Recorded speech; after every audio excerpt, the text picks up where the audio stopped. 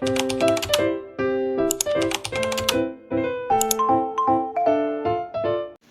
Am Filipino by Carlos P. Romulo Sr. I am a Filipino, inheritor of glorious past, hostage to the uncertain future. As such, I must prove equal to a twofold task, the task of meeting my responsibility to the past, and the task of performing my obligation to the future. I sprung from a hardy race, child many generations removed of ancient Malayan pioneers. Across the centuries, the memory comes rushing back to me of brown-skinned men putting out to sea in ships that were as frail as their hearts were stout.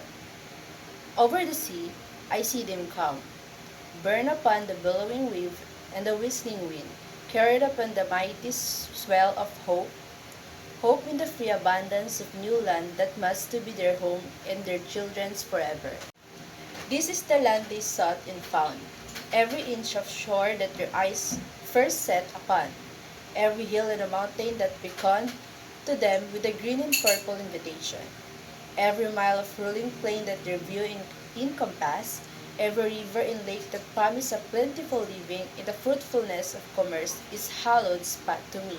By the strength of their hearts and hands, by every right of law, human and divine, this land and all the appurtenances thereof, the black and fertile soil, the seas and the lakes and rivers teeming with fish, the forests with their inexhaustible wealth, the wildlife and timber, the mountains with their bowels swollen with minerals, the wool of rich and happy land has been for centuries without number.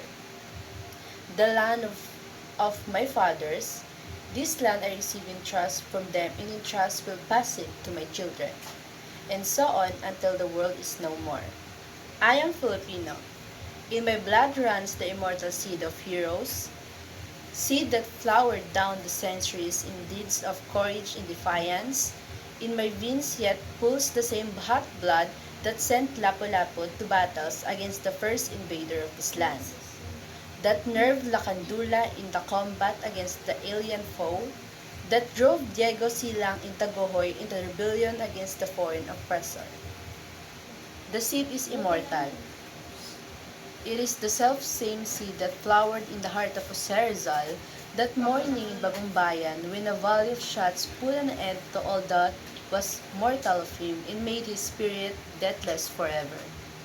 The same that flowered in the hearts of Bonifacio in Balintawak, of Gregorio del Pilar at Tirad Pass, of Antonio Luna at Columpit, that bloomed in flowers of frustration in the sad heart of Emilio Aguinaldo at Palanan, and yet burst forth royally again in the proud of Manuel L. Quezon when he stood at the last on the threshold of ancient Malacañang Palace, in the symbolic act of position and racial vindication.